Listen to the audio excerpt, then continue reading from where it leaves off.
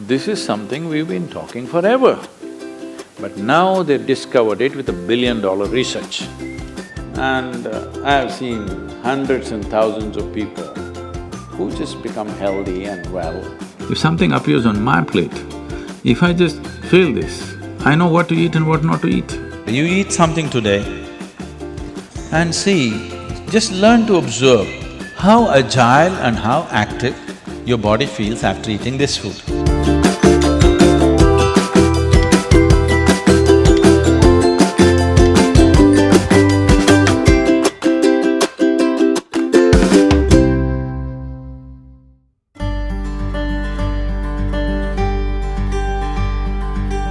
The simple thing right now that's a rage in the world is, if you come to our ashram, all the people there who are physically immensely active eat 10 o'clock in the morning, 7 o'clock in the evening, 2 meals. How many doctors have been telling me that they will die of malnourishment, this will happen, that will happen, you must do this, you must do that. I eat only 1 meal a day most of the days. 1 big meal I eat and that's it. And doctors telling me, no, Sadhguru, the way you're traveling, this will happen, that will happen, you must eat at least once in 4 hours, something you must eat.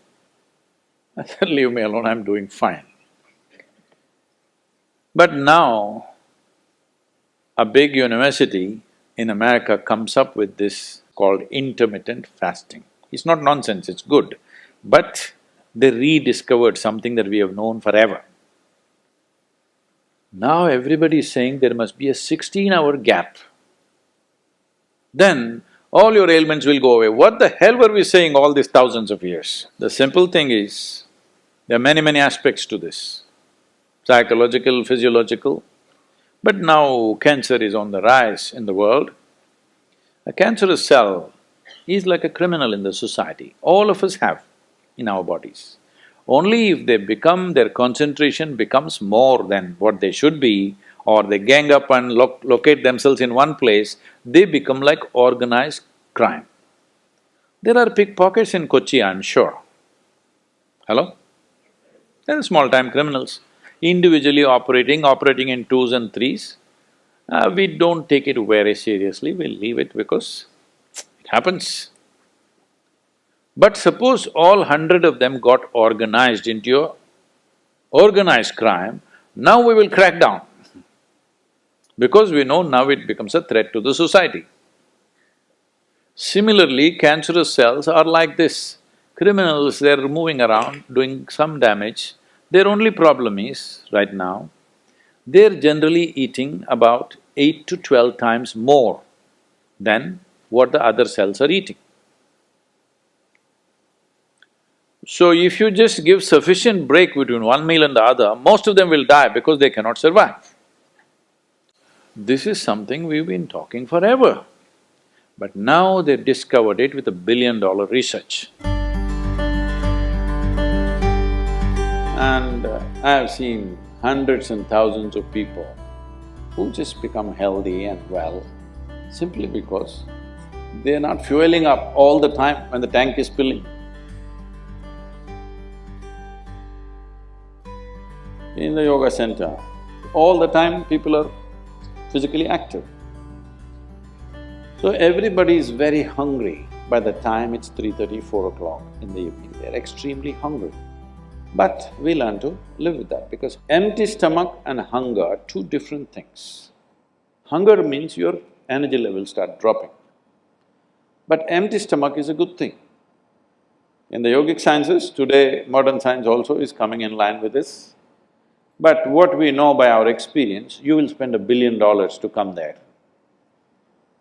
Because research is all about how many $1 million, that's how it is. Your body and your brain works at its best only when your stomach is empty.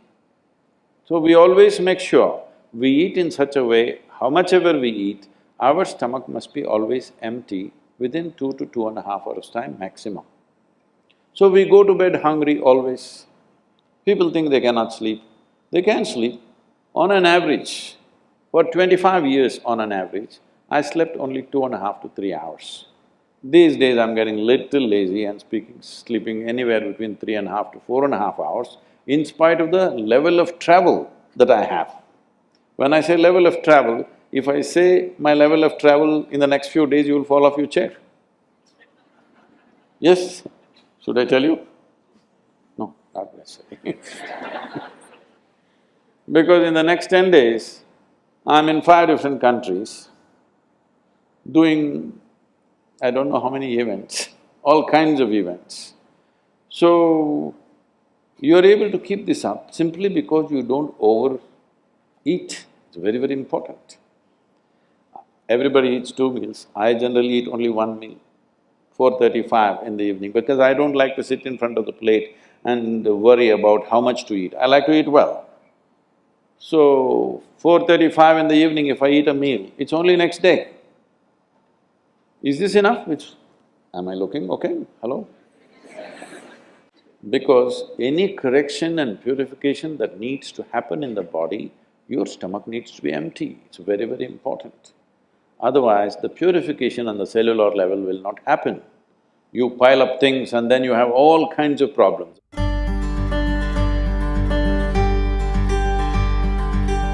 When you don't touch the food, you do not know what it is. If food is not good enough to be touched, I don't know how it's good enough to be eaten.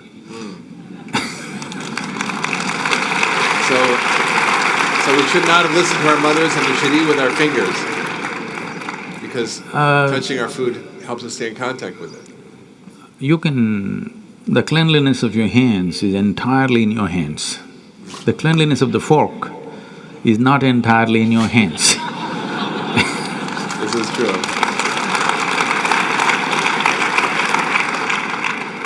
And nobody else but you have used these hands. So, there is an assurance as to how clean or not clean it is right now. The fork, you do not know who's used it, how they've used it, for what they used it. And all they have to do is wipe it with a tissue and give it to you and it looks pretty clean. Above all, you don't feel the food. The first thing that's been taught to us is, if food appears in front of you, to hold your hands upon the food for a few moments, just to feel how the food is. If something appears on my plate, if I just feel this, I know what to eat and what not to eat, what I should not eat. I don't taste it and then reject it, I just don't eat. Because my hands are the first level, not tasting in the sense the tongue tastes, but knowing the food. First thing is knowing the food. You want to know a person, you guys go and shake their hands. I'm usually avoiding that, but That's a good strategy. But the food that's going to become a part of you, first thing is your hands. Even if you physically don't touch it, just being conscious and being there, it clearly tells you how the food will behave within you. Whether this particular food on this particular day, should it go into you or not, because every day your body is not the same thing. Every day, every moment it's different. If you feel the food, you just know whether this food has to go into you on this day or not. If that much awareness is brought in, we don't have to go on telling people what they should eat. Every meal they must decide what they should eat in that meal. There is no one prescription that this is what you should eat for your life. That will feel too claustrophobic, that only this I can eat.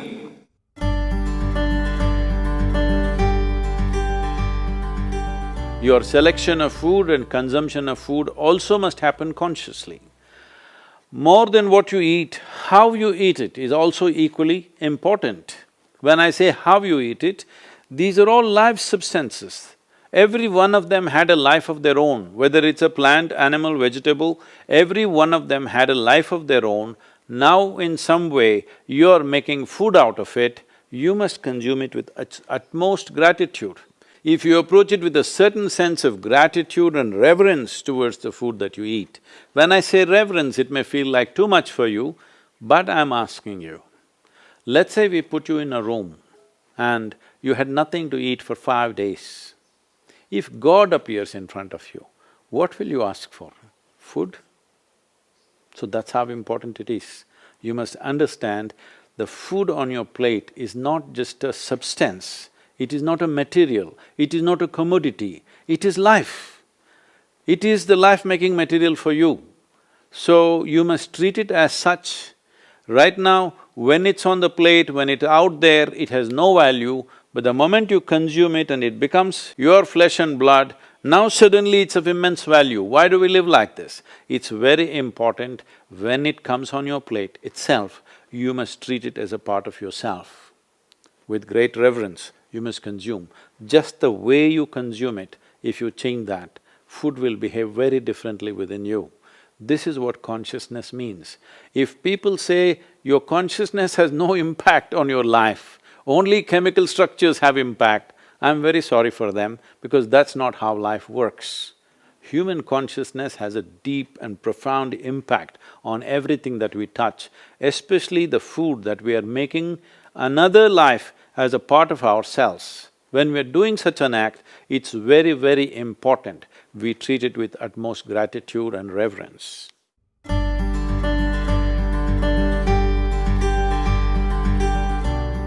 I want to tell you, there is no such thing as good habit and bad habit. Habit means you are functioning unconsciously. If you are functioning unconsciously, that's a bad thing because the whole thing about being human is we are capable of doing things consciously. That is the beauty of being human, that we can do everything consciously. What an animal does unconsciously, we can do the same thing consciously. We can eat unconsciously or we can eat consciously. We can breathe unconsciously or we can breathe consciously. Everything that we can do it consciously. The moment we do something consciously, suddenly that human being looks very refined and wonderful. Just because somebody walks and speaks consciously, doesn't he become a beautiful human being? Yes or no? That's all. So why is it that we are trying to develop habits as if there's a good thing? Habit means fixed realities where you don't have to think. You get up in the morning and it'll happen to you. No, don't try to automize your life. That is not efficiency, that is the efficiency of the machine.